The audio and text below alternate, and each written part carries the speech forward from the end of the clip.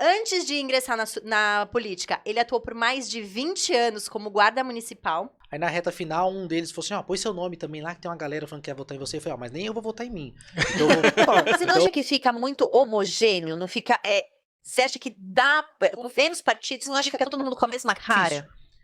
alguém quer ser policial? Quer pôr uma farda e subir numa viatura e patrulhar? Não. E ver o que é cuidar dessas pessoas? Quando tá todo mundo correndo do problema, tá a viatura indo lá de encontro com aquele problema?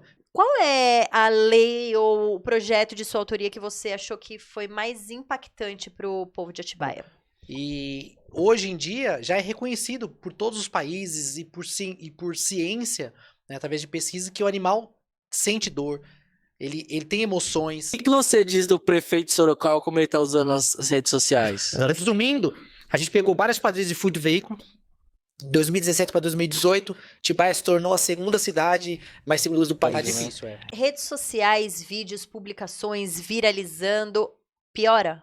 É mais difícil? A gente ter leis e quem vier depois de nós poder ter aquilo ali, com transparência para a população saber onde cobrar, onde buscar, onde levar. Né? E quem estiver lá no poder público também continuar buscando programas, porque Não Se dá, os né? municípios e o governo não faz o mínimo, que é tirar da rua, que é a obrigação dele, agora ele quer cobrar daquele particular que tem um cachorro em casa um imposto pra ter um cachorro, não tem como. Você já teve que lidar com alguém que você fala, putz, esse daí tem um caráter... quem escolhe o candidato é o povo. É o trabalho, é o que ele fez. A vantagem é, eu não preciso ficar perto o tempo todo de que eu não gosto. Isso faz mal demais. Então, o que mata o político é a vaidade.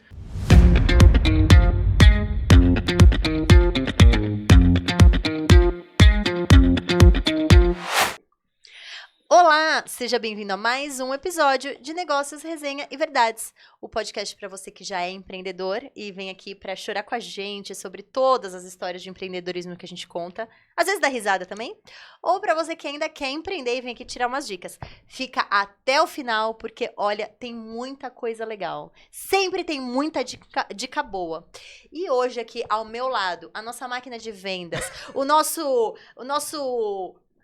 príncipe de São José dos Campos, Thiago.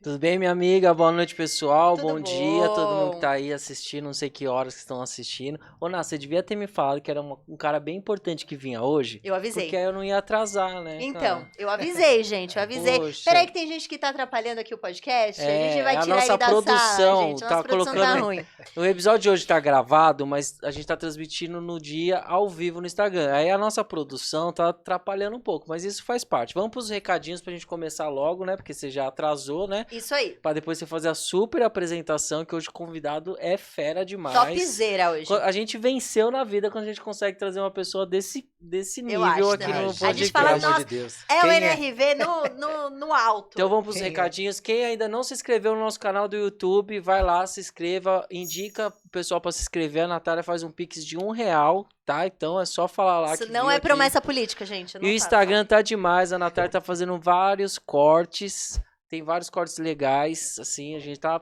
detonando. Lógico que ela tá me zoando um pouco em alguns cortes, mas Ele faz merece, parte né, do gente? processo, né?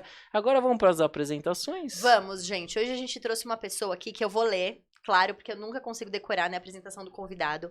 Mas hoje ele é vereador de Atibaia, pelo PSB, Partido Socialista Brasileiro. Antes de ingressar na política, ele atuou por mais de 20 anos como guarda municipal, mas a sua trajetória política que já é de peso. Ele já se destacou como defensor das causas animais e sociais. Já foi secretário de Segurança Pública de Atibaia e presidente da Câmara Municipal. Gente, Lucas, seja bem-vindo. Muito obrigado pela oportunidade de estar aqui com vocês. Obrigado a todos, ouvintes, audiência. É um prazer estar com vocês aqui. E o Lucas, ele defende, não sei se o pessoal não conhece ele, que eu acho difícil, né? Ele é mais- famoso, gente. É mais fácil o pessoal não imagina. conhecer eu e a Natália do que não conhecer o Lucas. Imagina. Ele tem uma causa que é muito interessante, né? Que você também gosta muito Exatamente, disso, né? estava conversando sobre isso nos bastidores, ele vai contar um pouquinho mais daqui a pouquinho. Mas antes, vamos começar do comecinho, conta pra gente assim, por que guarda municipal e como você foi crescendo nessa trajetória aí? Vamos lá. Eu iniciei na Guarda Municipal com 19 anos, foi uma busca de ter um concurso público, então prestei o concurso aos 18, fui chamado, então aquela vontade de ser servidor público, fazer uma faculdade, e aí depois me apaixonei pela profissão, e depois de um tempo fui candidato a vereador para defender a corporação. Então a paixão foi tanta que é um movimento de classe. Então você se organiza politicamente para ser candidato e ter força política para conquistar as melhorias que a corporação precisa. Esse movimento é legítimo, os professores lançam candidatos, bancada rural. Então você vê no Congresso várias bancadas, né? Então, tem os ruralistas, tem o agro, tem os sindicalistas. Então é um movimento de classe. Foi nessa onda que eu entrei na política, lutando por melhorias pela corporação. Mas, ô Lucas, uma informação de bastidor, assim, não sei se você pode revelar, assim. Nesse momento que você decidiu defender a classe, tinha mais gente que decidiu com você? Teve que tirar no palitinho, para o ímpar? Como foi? Você sempre teve essa vontade mesmo? Não, nunca tive. Nesse movimento de buscar melhorias, já havíamos tentado, vamos buscar a equiparação salarial entrando na justiça, não deu certo. Antes de eu entrar, fizeram greve, também não deu certo. Ou seja, o movimento é político. O movimento é busca por espaço. Então, eu conscientizei alguns colegas, a gente tem que se organizar politicamente e ter um candidato, não importa qual fosse, né? Aí eu fui ser presidente do partido naquela época, isso foi em 2009 mais ou menos, nos organizamos, nos estruturamos para lançar um candidato. Aí tinha 5. Aí na reta final, nenhum dos 5 era eu. Eram 5 colegas que queriam, eram mais antigos que eu, que já tinham vontade de ser político. Aí na reta final, um deles falou assim, põe seu nome também lá, que tem uma galera falando que quer votar em você. Eu falei, mas nem eu vou votar em mim. Então eu vou pôr, né, no palitinho que você falou, então eu vou pôr o meu nome, mas eu não vou votar em mim. Eu acho que tem que ser um deles, são mais antigos, tem que respeitar, eles querem. Aí quando eu coloquei meu nome, fui no 5 e falei, olha, eu não vou votar em mim. Ele, não, mas se você colocar, a gente também acha que tem que ser você, então a gente não é candidato mais.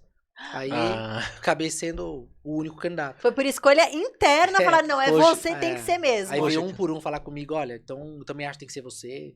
E eu era muito novo, né? Que eu tenho legal. 40 anos hoje. Eu imagino a conversa de bastidor assim, o Bruno não vai? Alguém tem que convencer o Bruno a entrar aí. O Lucas não vai. Aí eu acho que começou aí. Entendi. Conta pra gente, assim, quais foram as maiores dificuldades que você já enfrentou com segurança pública? A maior dificuldade, acho que ela vem se agravando, inclusive no dia a dia. Acabei de ver um vídeo aqui agora, o declive da sociedade, né? No que diz respeito aos costumes, à cultura, ao respeito, às leis. Então, a segurança pública, ela é a ponta da espada, e esse horário, por exemplo, 19 horas, onde todos os serviços públicos já param de funcionar, só tem a saúde e a segurança funcionando, né? Sim. Durante a madrugada. Então, é um serviço que diuturnamente os policiais dedicam a vida para proteger a sociedade, a população. O que é mais difícil? As leis fracas, a sociedade não respeita, então o policial tem que ser o psicólogo, o policial tem que ensinar bons modos para pessoas, baixa o som, o outro não consegue dormir, aí vai lá, não pode bater na sua mulher. Então, você entra em confusões o tempo todo, então o policial entra em vias de fato, então você vê policial morrendo, você vê policial sendo agredido, e ninguém respeita ninguém. Então, uma sociedade que não respeita pai e mãe, uma sociedade onde o cara bate na mulher, você tem que falar, viu, não pode bater na mulher, não vai respeitar o policial. Então, a maior dificuldade que vem se agravando é a falta de respeito, falta de cultura das pessoas, e o policial acaba cada vez mais sendo culpado por tudo isso. Coloca a câmera no peito porque o policial deu um tapa na cara do cara lá, deu um tapa, mas o que aconteceu antes? Então, é uma situação que é muito difícil. Alguém quer ser policial? Quer pôr uma farda e subir numa viatura e patrulhar? Não. E ver o que é cuidar dessas pessoas? Quando tá todo mundo correndo do problema, tá a viatura indo lá de encontro com aquele problema? Vai ver como é fácil fazer aquilo? Não é. Ninguém respeita. Você chega lá, boa tarde, tudo bem? Olha, a senhora pode, por favor? Não tem diálogo. Né? É desse jeito. Então, a maior dificuldade é a sociedade hoje. Ô, Lucas, então, e você acha que isso foi piorando ao longo dos anos? Que tá piorando? A gente tá vivendo uma realidade... Olha, eu me formei em Direito em 2012. Naquela época já tinha mais de 800 leis extravagantes. Então, ou seja, como eu dei o exemplo, tem que fazer uma lei que não pode bater a mulher. Você tem que fazer uma lei que não pode maltratar animal. Você tem que fazer uma lei que não pode fumar no ambiente fechado porque tem que respeitar o próximo. Ou seja, costumes. Então você pega nas últimas décadas, as pessoas não tem mais uma religião, que era um controle social de décadas atrás, nas gerações passadas, porque ensinava bons modos para as pessoas, olha, isso é o certo, isso é errado, as pessoas cada vez mais longe da religião, e as famílias desestruturadas.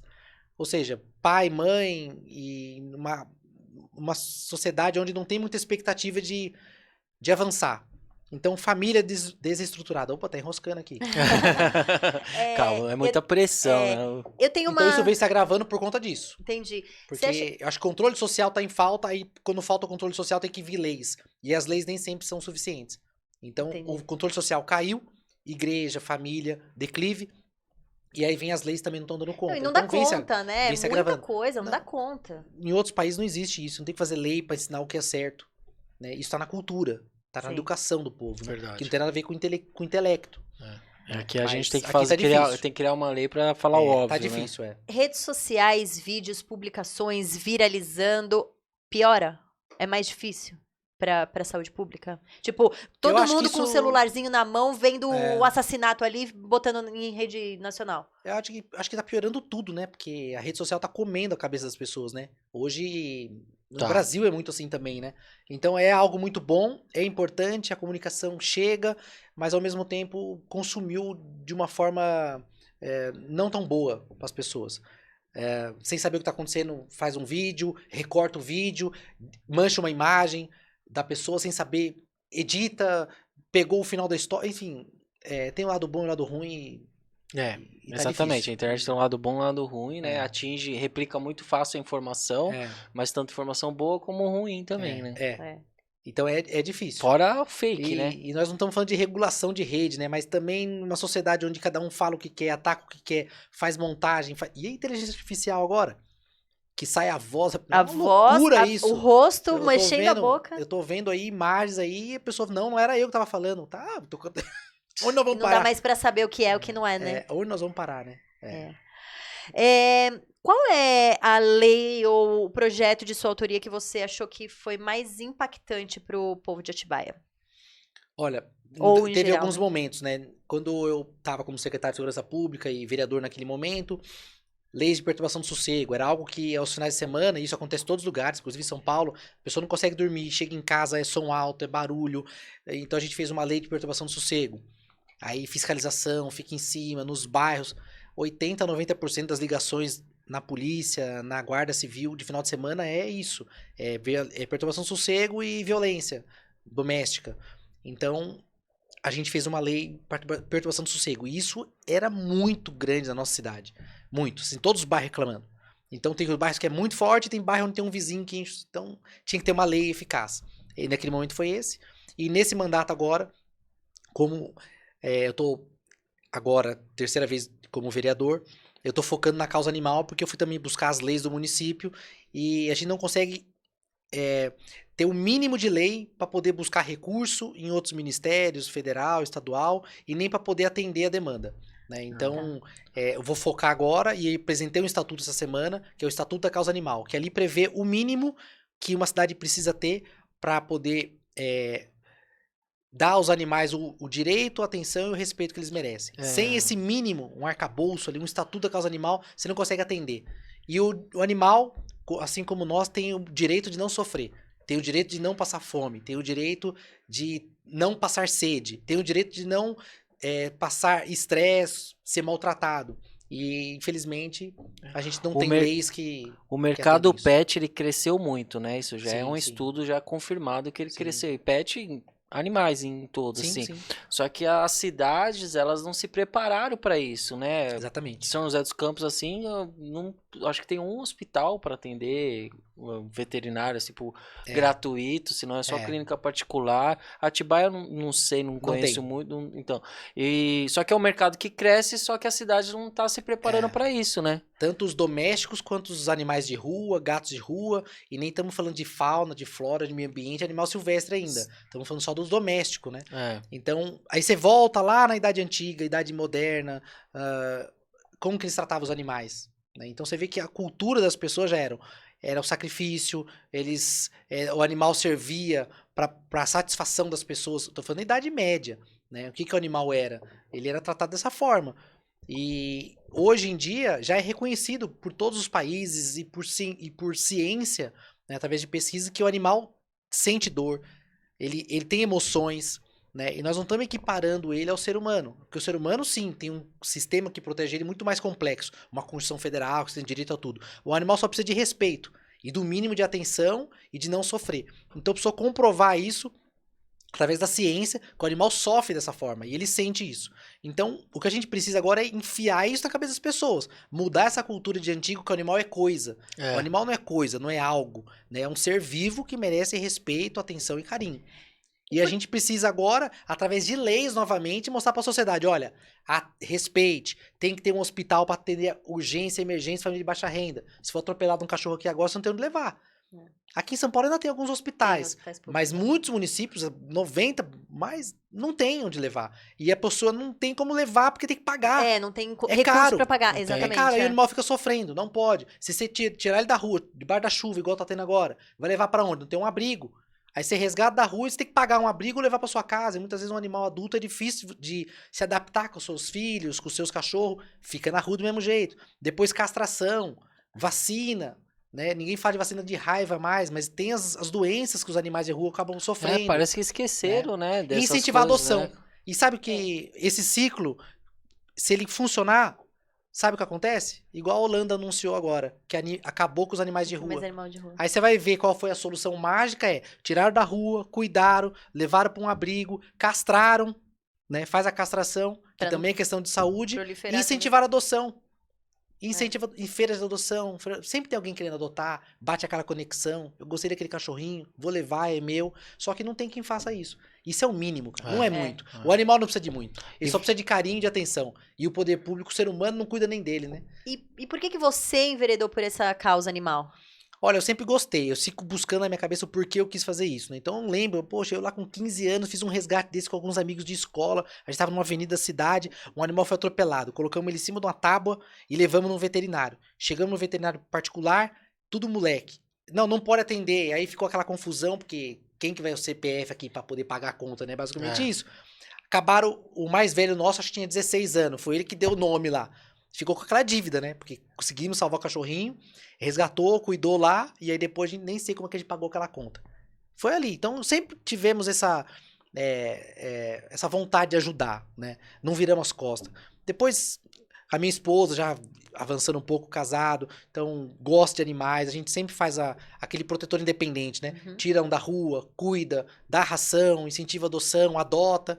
Só que tem muitos, assim, que são protetores anônimos, né? Que de pouquinho em pouquinho ele vai ajudando. Não. Então sempre foi isso. Eu sou assim.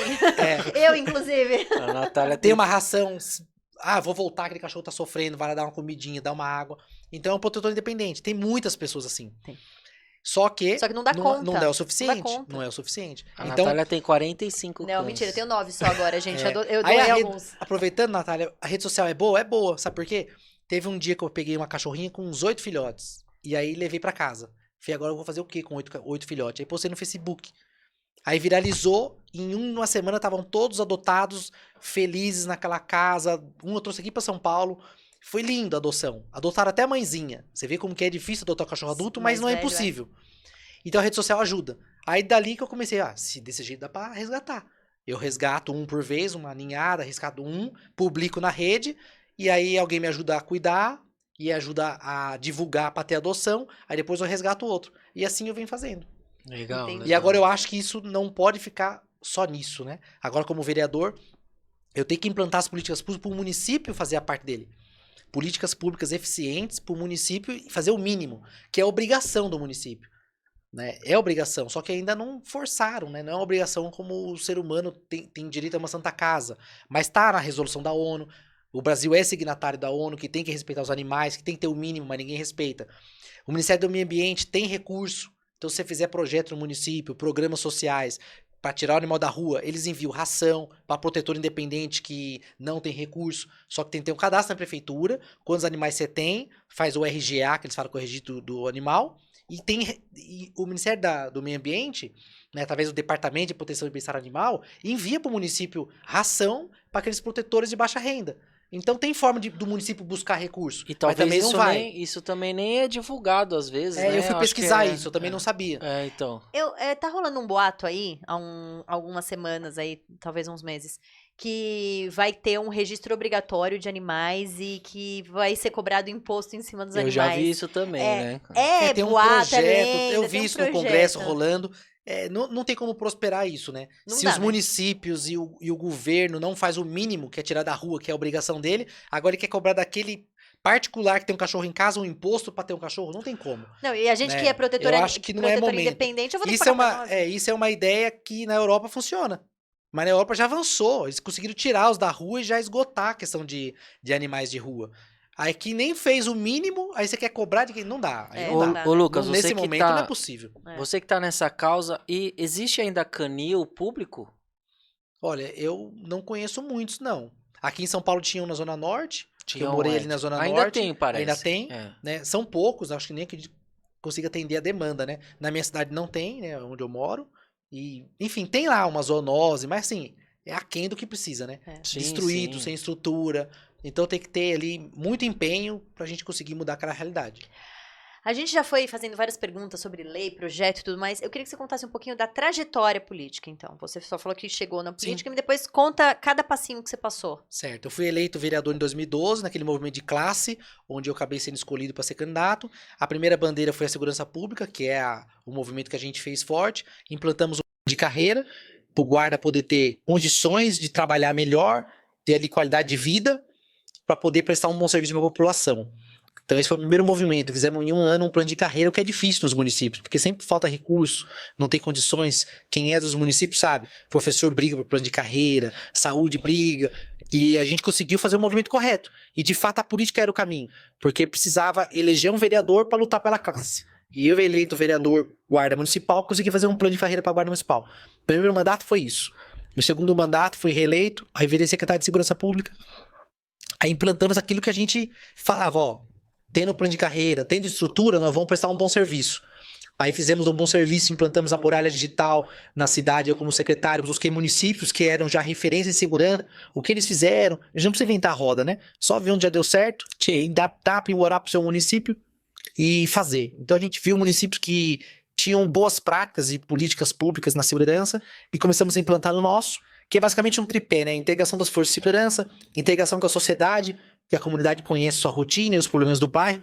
Então essa informação é importante para a política e a tecnologia. Então esses três fez para a gente reduzir muitos índices. Essa é a muralha digital? Essa é a muralha. A muralha digital basicamente funciona assim. O crime se desloca sobre rodas. Então o indivíduo para vir aqui fazer, basicamente, o furto qualificado, né, dentro de residência, porque tem os pequenos furtos que é crime interno, às vezes um ladrãozinho do bairro. Mas os crimes violentos, aqueles que assolam um bairro, né, numa cidade, esse ladrão ele se desloca de uma cidade para outra. Então você pega um mapa assim, você vê que esse carro veio aqui, ele foi para lá, porque ele não fica no mesmo bairro que ele pode ser pego, na mesma cidade. Então ele vai mudando. Por isso tem essa máxima, o crime se desloca sobre rodas. Ou o motocarro ele vai se deslocar. Então a muralha é um cercamento digital, né, virtual. Você pega todas as entradas e saídas de uma cidade, você fecha ela com câmeras potentes, que faz leitura, você pode passar a velocidade que for, vai pegar a sua placa.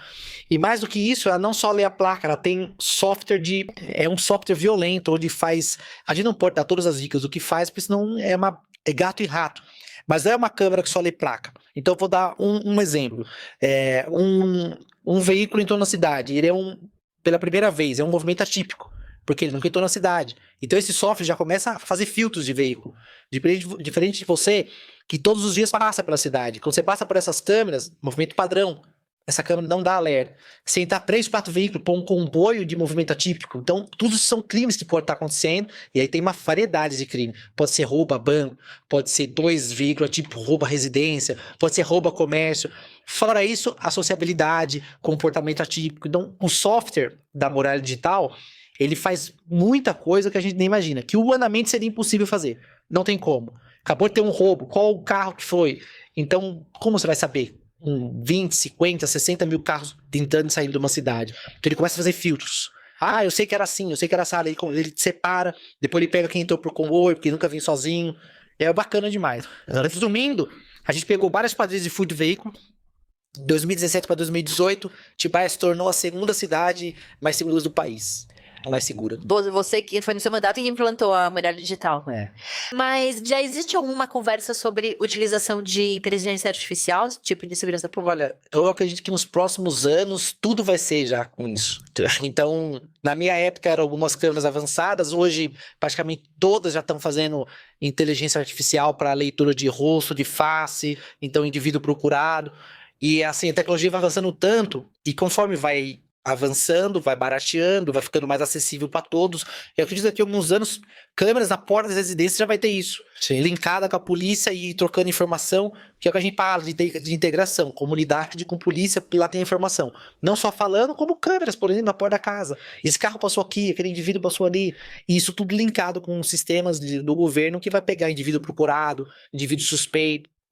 Então tá. Inclusive, só para fazer um link entre o Elo, né? Que tem uma teoria do Elo que diz que 70% a 80% dos crimes violentos contra animais também, você já viu essa? Também tá linkado contra violência infantil e contra outros crimes contra as mulheres. Então, um indivíduo que, por exemplo, foi denunciado porque maltratou um animal, ele tem que entrar num cadastro porque ele pode estar no próprio bairro praticando outro tipo de crime. Entendi. Então, ele é um potencial suspeito. Isso é comprovado cientificamente. É desvio de conduta.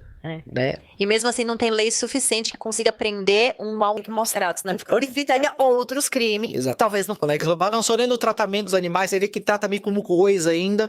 E aí, se é como coisa, vai prender um cara porque ele maltratou um animal. Então tem que avançar nisso. E tivemos esse bom momento como secretário, onde reduzimos os índices, implantamos a tecnologia que nos ajudou nessa redução, que foi fantástica. E aí, em 2020, fui candidato a prefeito, trajetória política, né? Fui candidato a prefeito em 2020, não venci a eleição. Aí voltei pro meu cargo de origem, para a Guarda Municipal. Em 2022, vim candidato a deputado estadual. Aí, hoje, eu tô como primeiro suplente, né? Nesses movimentos, um sobe, outro desce, outro sai. Eu era terceiro suplente, hoje eu sou primeiro suplente, ou seja, se alguém sair da Assembleia, pode ser que eu assuma. Não conto com isso, mas é um passo importante, né? Primeiro suplente ali, né? Então, porque vai ter um movimento que uma outra candidata vai subir, ela já até anunciou, e aí o próximo já seria eu. Então, e depois vim candidato a vereador agora, né, em 24. E ganhou. Aí ganhei como vereador. Não vim candidato a prefeito dessa vez, apoiamos outros candidatos na cidade, e aí vim já focado nessas bandeiras que eu acredito na nossa cidade e muitas outras estão muito fracas, né, muito abandonadas, esquecidas, que é a causa animal.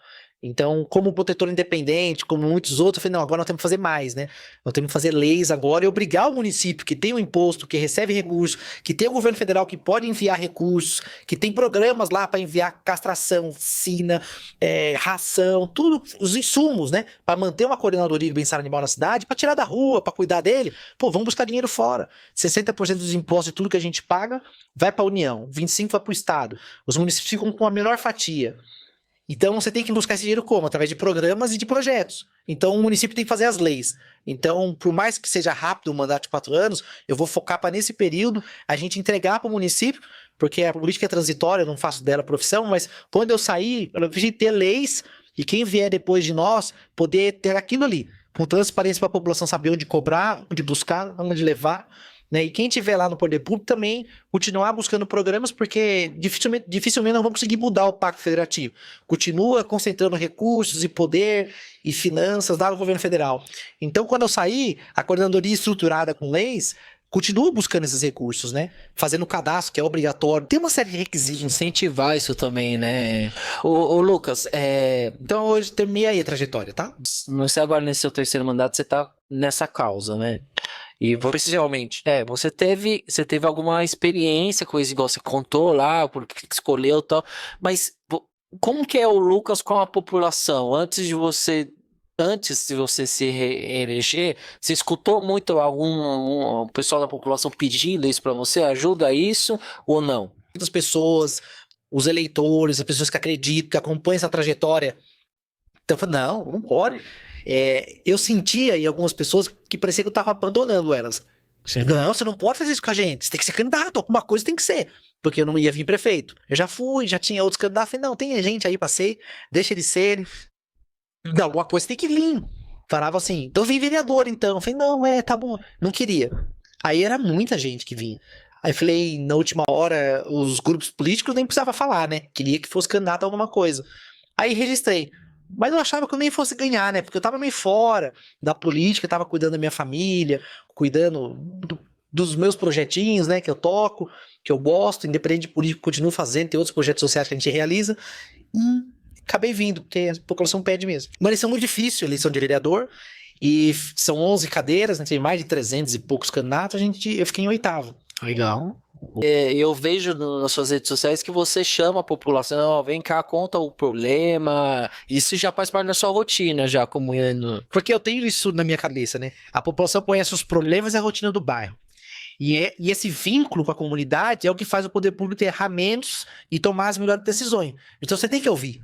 Todo mundo. Eu fico ali na rua. Eu ficava na porta da câmara pegando. Ô, Dona Nilza, tudo bem? Hoje eu contei a Dona Nilza lá. Bairro. Ô, Cardoso. Nem meu nome da guarda é Cardoso. Aí vem, conta o problema.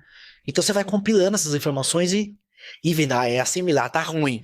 É ouvindo, é o termômetro, né? Eu tenho uma dúvida que eu acho que, né, é bem relacionado à política mesmo, ao movimento ali. Você, como vereador ou como não candidato a prefeito, como é que faz para você? Como é que você faz para apoiar? Você apoia alguém? Você não apoia? Como você seleciona se você vai apoiar algum prefeito? Como que funciona isso? Por afinidade, por conhecer, às vezes o grupo político que você faz parte, aí a maioria. Porque é sempre uma maioria, né? Se você pôr 10 pessoas aqui, não vai ter uma unanimidade. Então, a maioria decidiu ir lá, aí, por ser de grupo, bom, vamos lá. Às vezes eu sou vencido na minha opinião, mas é um grupo, você participa, esse grupo vai mudando. Uma hora você tá de um lado, outra você tá em outro grupo. Mas você tem que se inserir em um grupo, porque sozinho você não faz nada. Então você tá ali sempre colaborando, né? Então é meio que nessa onda, né? E as pessoas vão se aglomerando, né? Vão se aglomerando assim meio que pelo caráter também, né? Ou por ideologia também. Lá é muito pra esquerda, lá é muito pra direita, aqui tá mais pro meio. Então vão se juntando e as pessoas vão tomando as decisões. Você já, na política a gente sabe que é complicado, mas você já teve que lidar com alguém que você fala, putz, esse daí tem um caráter, é muito mau caráter, e vou ter que lidar com ele durante um mandato inteiro. Olha, então tem quem é só política e faz política, que tem a política e a politicagem, né? Então isso é a politicagem. Então tem quem faz politicagem o tempo todo e tem quem faz a boa política. E a boa política você faz no seu prédio, você faz na sua casa, você faz com seus vizinhos, você faz no grupo da família. Vai ter dois que se degradiam, vai ter sempre um no meio calmo, né? Assim, não briga, seu irmão. É política, tudo é política. A política é a arte do diálogo. Então você tem que conviver com todo mundo. Gente que não é muito boa, gente que é muito boa, e você vai dosando. A vantagem eu não preciso ficar perto o tempo todo que eu não gosto. Isso faz mal demais. Então você convive, deu tempinho, a energia acabou, sai fora. Gente, não é só na política, é na vida. A vida inteira você tá no trabalho, você tem que lidar com gente que é mau caráter o tempo todo. Sem um derrubando o outro, um lentindo, difamando, desde que o mundo é mundo, né? Que caiu na tua bel, a inveja segue as pessoas, né? É isso aí. Já que a gente falou de pergunta, vamos para a pergunta polêmica? Vamos, eu queria só perguntar, que é o tema do momento onde a gente tá gravando, né? Eu não sei se você conhece, também não tenho nada contra, né? O que você diz do prefeito de Sorocaba, como ele tá usando as redes sociais? Olha, eu olhei, as pessoas me mandam, faz igual ele. Eu falei, eu não consigo prometer, não vai cumprir, cara. Então, o tempo todo promessa não vai cumprir, promessa. Então, ele é lacrador, ele é um influenciador, ele usa rede digital, mundo digital. O momento, transição rápida, fala com o povo que quer ouvir. Ele é lacrador. Dizer se tudo aquilo que ele faz acontece, só de você ver as promessas, você sabe que aquilo não é possível acontecer. Sim. Aqui não vai ter o aumento. Bom, pra você ter uma mudança na lei tributária, só entra no ano seguinte. Então você promete agora, aqui não vai ter, mas peraí, mesmo que você não queira, só vai ser o ano que vem, porque não fala, então ninguém quer falar a verdade ou como vai ser, porque não vai lacrar, porque não vai ter, como vai ser? Vai ser mais um projeto, você vai ir pra Câmara, tem que aprovar na Câmara, e se aprovar, só vai valer do outro ano. Então vai ter sim, vai ter, só que você tá, então é a forma que fala, porque sabe o que é isso, eu não faço? É que deve ter expectativa nas pessoas. É a mesma coisa se você vir aqui precisar de algo, eu falo, não, pode deixar. Aí você sai, não, vai dar certo. Tá ali com o Lucas, aí não dá certo. Você criou expectativa na pessoa e frustrou a pessoa. Você ganhou no primeiro momento, só que depois você ganhou o inimigo.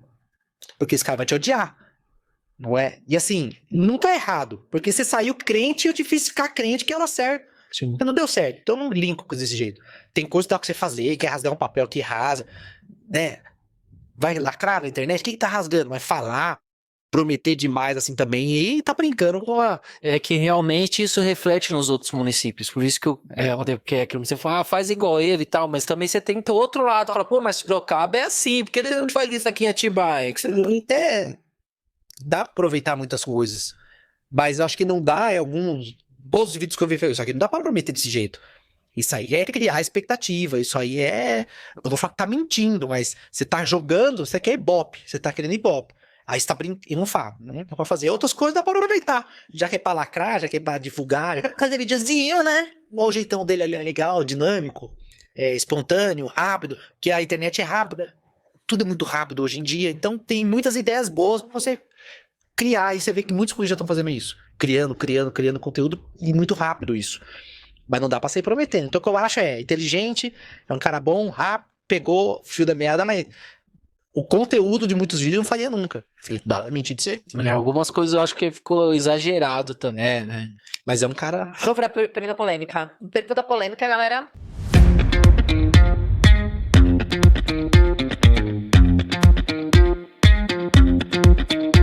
Pergunta polêmica. Deixa eu de todos. Vamos lá, então.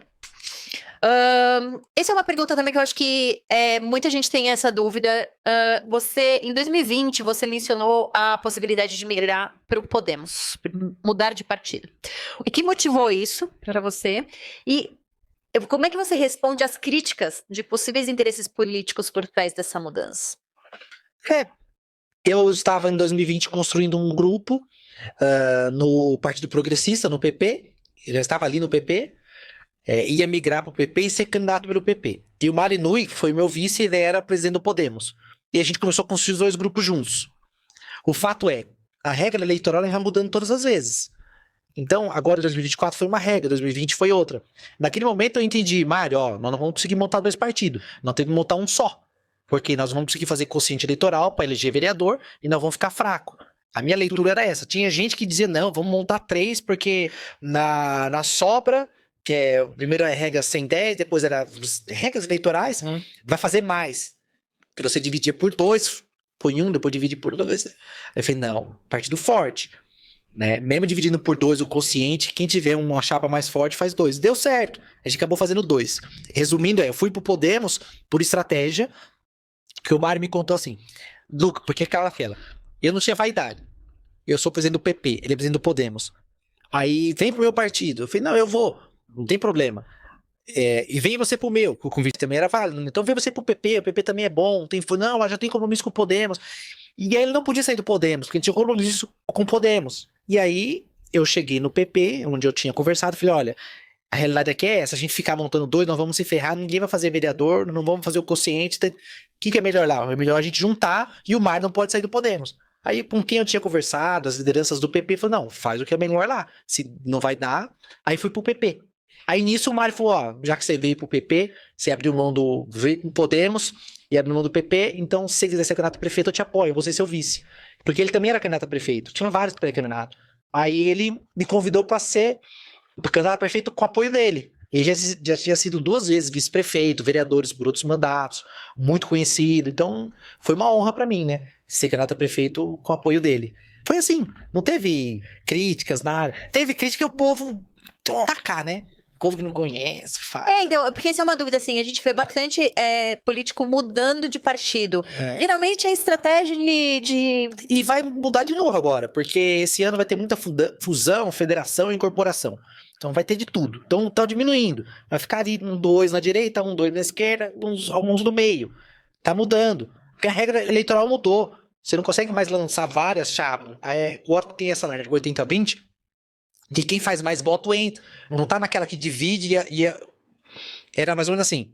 Fez 100% do quociente, aí faz o primeiro. Aí depois ia preenchendo todas as cadeiras, passando por todos os partidos. Agora a regra 80-20 é quem fez 80% do quociente e fez 20% da causa de barreira, vai ficar nessa segunda regra até esgotar todos os candidatos que preencheu a regra 80-20. Não vai pro partido que tem menos votos lá. Entendi. Então, ficou partido forte, vai fazer deputado, vai fazer vereador, e é o que tá acontecendo. Então os partidos estão se juntando por fundo eleitoral e por estratégia, porque a lei meio que obriga você a se juntar. E a redução da quantidade de partidos, essa junção... Só pra te dizer, a regra 80-20, a regra 110, está no artigo 105 até o artigo 109 do Código Eleitoral. Então quem quiser ler, ela é bem objetiva, não é difícil. Você pega o artigo 105 do Código Eleitoral até o 109, o 105 e o 106 é a regra 110, o 107 e o 108 é a regra 80-20 e o 109 é a sobra das sobras lá. Então ali você entende tudo, como é que preenche as cadeiras da Câmara Municipal. Ninguém sabe, né? É. Ninguém sabe, porque a população. Muitos candidatos também não sabem. Os candidatos não sabem, veja na população. Essa redução, essas fusões que você falou que vão acontecer, porque tá mudando e tal, você, na sua opinião, é melhor ou pior para a população em geral? É melhor. É o que a gente tava com mais de 30 partidos, quase 40, vai diminuir para 10. 10 a 12, de 8 a 12, algo assim. Então é menos partidos, menos sigla, menos gasto, menos bloco de negócio, menos tudo. Mas você não acha que quem é forte fica muito forte em que toda a sua galera. De certa forma, você tem menos legenda, vai ter menos candidato. Isso.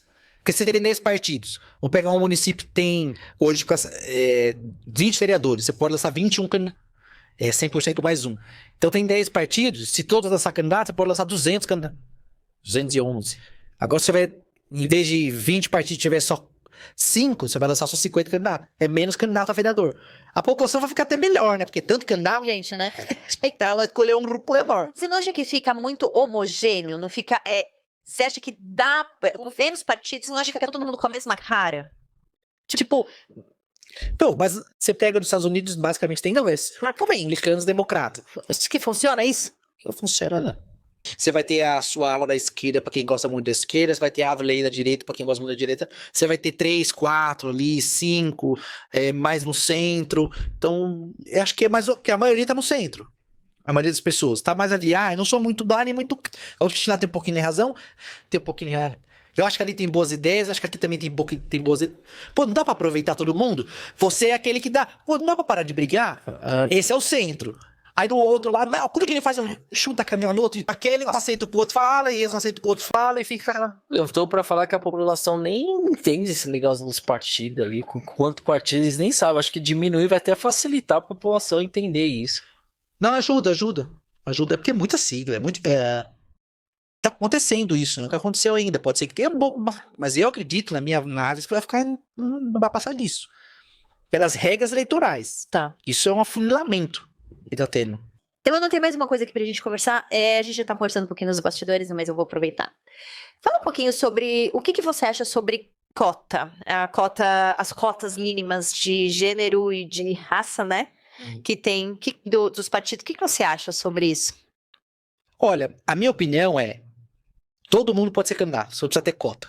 Então, se mulher quer ser candidata, todas podem ser candidata. O negro quer ser candidato, todos podem ser candidato. A cota mínima não pode ter candidato sem o mínimo de 30% de mulher. Ou seja, é meio que uma obrigação, o partido tem que lançar no meio mínimo. Mas é meio que uma proteção também, que não quer excluir a mulher. Aí depende da análise. Eu acho, na minha opinião, não precisa forçar ninguém a nada. Se a mulher quer ser candidata, quem que escolhe o candidato? Que é o povo. Não é o partido, não é a pessoa. Eu quero ser candidato. Se ninguém gostar de você, você vai ter seu voto. Porque às vezes nem a sua mulher vai votar em você. Então, quem escolhe o candidato é o povo. É o trabalho. É o que ele fez. Basicamente é isso. Tem que conquistar o seu voto. Quando você obriga a algo, você está obrigando quem? Obrigar o voto, você não consegue no secreto. Então, Eu não acho que a cota valoriza o preconceito? Então, de certa forma, você tá meio que falando, olha, são vítimas, olha, são excluídos. E não é. A pessoa tem que querer ser. O que acontece no caso das mulheres, eu sei porque eu fui presidente e fiz conversas e faço reuniões, aí ela empolga, eu identifico um perfil, Nath, você é comunicativa, você tá tendo muita visibilidade, você tem muitos anos de trabalho com rede social, você gosta de falar, tal, você não quer ser candidata? É legal, candidato. Aí você fica. A maioria das mulheres. Aí leva pra família, aí volta. Passa um tempo, ela olha, não é pra mim. A maioria das mulheres acabam, não é pra mim. Então, uma questão emocional e pessoal, ela não quer se envolver. A maioria das mulheres, o homem já vai. A vontade, ele quer ser, é mais difícil. Nosso país, a nossa cultura. Então, é difícil você conquistar ali uma mulher pra ser candidata. Com baita do potencial pra política, mas não quer. E o homem vai mais vezes. Então, essa lei de cotas, eu não sei se do que ajuda. Porque, para mim, na prática, a mulher não quis ser, porque se tivesse 100% de mulher, para mim o que importa é o potencial. Poxa, nessa abrangência aqui a Nath é muito boa, ali na outra abrangência a Maria é muito boa, ali e a outra é muito boa. Para mim pode ter mais de 30%. A lei fala em mínimo, mas não importa se é mulher ou se é um homem. Pra mim, se tiver 10 vagas, 8 pra mulher e 2 pra homem, porque você é 8 mulheres. São boas, proativas, querem trabalhar, são honestas, vão fazer um bom trabalho. O que é difícil é achar. E acabou que Querem, né? acabou surgindo essa pergunta porque lá em Atibaia a gente teve um problema. Uma fraude aí, né? Em muitos municípios. Até por conta de forçar. Né? Eu atribuo muito a isso também. Ah, tem que ser de qualquer jeito. Aí você força a mulher a ser, né? Às vezes força ela dá. Você tem que respeitar, você faz o convite. A pessoa fala não, eu falo, não, você, né, dá a pessoa, com a sociedade, com a família. Porque você prepara o candidato, né? Você quer ser candidato em 2028, você tem que começar a trabalhar agora. Anunciar pros seus amigos, pros seus familiares, fazer um trabalho. Para quando chegar em 28, se você fica 3 anos trabalhando, lá na frente ela não quer mais. Então muita gente acaba forçando. Não, mas vai ser, eu te prometi, reservei, você não pode deixar. Aí começa tudo e tudo, porque tipo, levar daquele jeito, né? Vamos para outro quadro? Vamos pro outro quadro. Tem um outro quadro aqui, gente. Ele não sabe esse quadro, viu? Porque algumas coisas ele ainda sabia.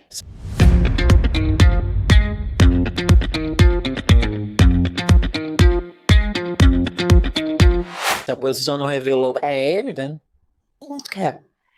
Quadro assim, ó. Conta uma fofoca pra gente do meio político. Meu Deus do céu. Qualquer fofoca que você quiser. Conta pra gente uma fofoca. Olha, Alguma coisa já aconteceu, alguma bagunça lá no meio, sei lá, qualquer coisa. vocês me pegaram num ponto fraco. Por quê? Porque eu odeio fofoca. Eu também. A Natália inventou. Fofoca boa, porque se contar uma verdade, eu vou tentar achar uma. Eu não uso aquela fofoca que me falaram. Foca, cara. E pior que tem os jornalistas, mas eu acabo não lendo. Ai, Nath, você não tem gol. Candidato, alguma coisa que você vai, teve que fazer. É difícil. Fala alguma briga. Você tava lá, tipo, passando em algum corredor, as pessoas se tracando, batendo e brigando. Ou alguma briga muito feia em relação a ideologia. Vamos. E quando você ia pra rua também, é o talco. Nas guardas são muitas histórias, né? São muitas histórias de tudo. Na política também tem muitas histórias. É que tudo é muito complicado de falar. Sabe que tem meio de fofoca na política? E as pessoas acham que as pessoas não se conversam? O candidato, né? Ou as pessoas vivem enquanto uma história aqui. E aí, e hoje com o WhatsApp e tudo mais, geralmente manda até por áudio. E muitas vezes você tá do lado da outra pessoa. O que acontece muito, eu procuro fazer é mentir o tempo todo. Querendo, ou faz muita média, ou faz, quer mostrar que tá por si. O político tem muito disso, viu? Isso é uma fofoquinha legal. O meio político é muito assim, ele não quer ficar por baixo, ele tá sempre por cima. Né? Então isso é ruim na política, isso é uma fofoca, é até uma crítica. Se o nosso papel como político é servir, né? É servidor público, servir a população, o que a gente menos poderia ter é o ego aflorado. Mas é muito. Se você foi num evento e você não cita que o vereador tá lá, ele vai embora do evento. Ele sai com a tromba desse tamanho. Então, se você vai num evento e não cita sabe, a vaidade. Então, o que mais tem, aí eu vou falar fofoca, o que mais tem no meio político, sabe o que é? Vaidade. Eu não ali, ó, como fofoca. É difícil falar. Mas é uma fofoca. Porque eu tô no meio, eu sei. É vaidade. Eu já falei isso pra alguns colegas lá. Falei, você tá. Que quando começa a discutir, fala, você tá tomado por vaidade. Vai, completamente tomado por vaidade. Dizendo, né, que isso é um veneno que infla o ego e cega a razão. Isso tá em Provérbios 4. Né? Vaidade das vaidades, tudo é vaidade. Então, a fofoca da política. O que mata o político é a vaidade. E no meio político é o que mais tem. É o que mais tem, e as pessoas se destroem por causa da vaidade. Infla e cega a razão de tal forma que a pessoa não enxerga mais nada. Ela só enxerga o ego dela. Se não chamar ela de excelente, se não chamar de... pelo cargo, que não é nada, que é passageiro, que é transitório, se transforma. Dá nojo de ver a vaidade dos políticos. Complicado, hein? Viver nesse meio aí. Né? A gente já tá caminhando pro fim aqui, a gente tá num tempo curto.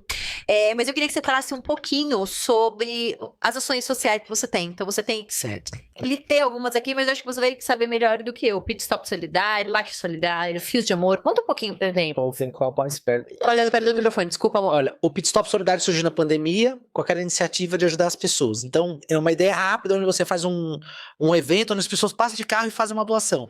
A gente consegue ajudar as entidades.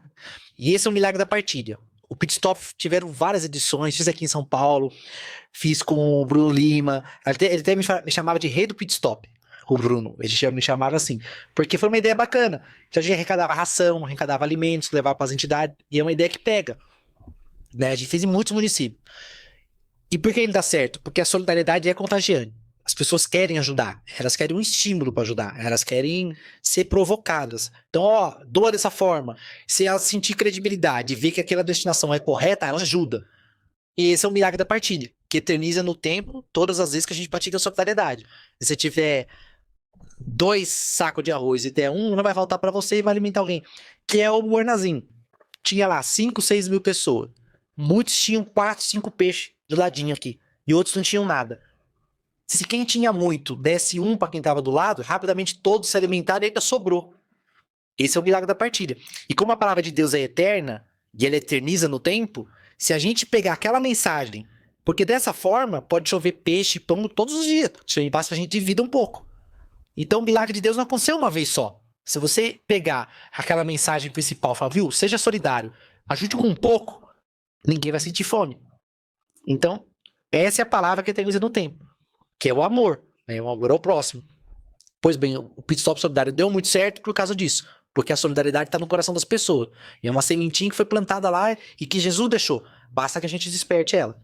Aí o Fios de Amor, a gente iniciou ela porque a minha filha viu uma propaganda na televisão que uma criancinha carequinha estava com câncer. Ela perguntou o que era, eu expliquei e ela falou, quero doar meu cabelo. Aí eu procurei aqui em vários locais, achei uma ONG aqui em São Paulo, a Cabelegria, que faz perucas e que entrega as perucas para as pessoas. Aí eu comecei em Atibaia a divulgar isso. Fiz um vídeo com a minha filha e deu muito certo. Hoje tem mais de 30 salões que cortam. Mais uma vez a solidariedade. A pessoa tá lá cortando cabelo. Poxa, 20 centímetros, tem uma caixinha ali. O que é aquilo ali? Ah, fios de amor. A pessoa doa.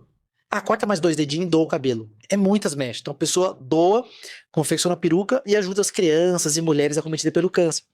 Muito bacana. Bem bacana, me conheci, E ajuda. Lá em Atibaia foram 3 crianças. É muito dolorido quando você vê uma criança de 10, 12 anos chegar carequinha, pegar uma peruquinha, colocar na cabeça, sabe, de um sorriso. Aquele sorriso, que ela põe a peruca e volta ali aquela alegria pra ela poder ir pra escola, se sentir normal novamente, arrasa do céu e abençoa todo mundo que ajudou. Então, Fios de Amor foi isso. E Lac Solidário também é a partilha, porque o lacrezinho de alumínio da Lactilania, você coloca, é alumínio puro. Então a gente vê essas campanhas em vários locais. sim, Essas xeropias, né? Troca cadeira de roda. O que eu mais ouvi das pessoas eu sempre ouvi dizer que troca, mas nunca vi uma cadeira. Então eu começava a juntar 90 quilos, que era o suficiente para trocar por uma cadeira, e depois mostrava a cadeira, a rede social sendo boa. Aí eu só, porra, deu certo. E eu achava que eu ia conseguir fazer uma cadeira no ano. E nesses 2, 3 anos de campanha, o idealizador da campanha é o Capitão Theo, hoje é vereador em Pirassununga. Capitão, parabéns, hein? O Capitão Theo, ele que iniciou. E eu fui juntar os lacres e entreguei pra ele. Só que aí eu utilizava minha rede social pra ajudar a arrecadar mais. E fortalecer essa campanha, eu sou um parceiro dele. Então já foram mais de 100 cadeiras de roda. Aí nisso a pessoa doa cadeira de banho, aí doa aquela cama hospitalar, aí doa bengala, aí doa andador. Então todos esses equipamentos, não só de cadeira, né? Aqui para São Paulo já trouxe cadeira, consegui cadeira elétrica, tem gente que ajuda. Olha, é de novo a partilha. Ele ajuda uma coisa, em outras. E a gente ajudou muitas famílias. Se você tá em Atibaia, você traz coisa pra cá. Trago, nossa, mas tudo que é município. Aqui em Atibaia trouxe cama, aqui em São Paulo trouxe cadeira elétrica.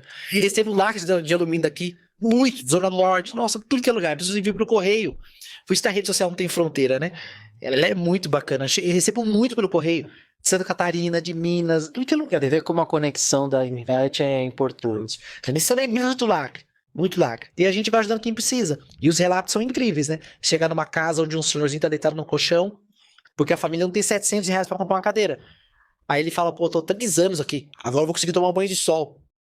Você vê? Não tem como descrever isso. E se a gente tivesse ajudado uma pessoa, já teria valido a pena. E graças a Deus conseguimos ajudar bastante. Então, a gente continua fazendo. Conta sobre sua rede social pra gente poder te seguir. Ó, Lucas Cardoso, você vai achar, acho que dessa forma. No Instagram tá Lucas Cardoso Vereador, no Facebook tá Lucas Cardoso, TikTok e tal. Aí Manda bem, Lucas. E as redes sociais também estão aqui na descrição desse vídeo. Sigam, doem o que vocês puderem. Cabelo, lacre. eu recebi uma sacola de lacre aqui de São Paulo, desse tamanho. O senhor que me enviou, parecia que ele tava me dando um bem mais precioso dele. Fazia 30 anos que ele guardava lacre. Ele falou, agora eu vou dar pra alguém que eu sei que vai trocar. Eu sempre ouvi dizer que isso aqui ia servir pra alguma coisa. Ele me deu aquela sacola de lacre. Como eu já fui em casa de pessoas que me deu 3. Assim, e é o milagre da partilha. A gente precisa de 90 quilos. É muito lacre. Eu queria conexão, ó, tem até, ó, Lucas, guardei pra você. Tá falando isso, né? É isso? É isso, obrigado, agradecer o Lucas, né? Ter vindo aqui no nosso podcast, compartilhar esse trabalho bonito que você faz. Por não ter dado restrição pra gente falar de nada, a gente perguntou o que você não quer que fale. Ele falou, pode falar de qualquer coisa. Pode. Maravilhoso. Eu respondo qualquer coisa.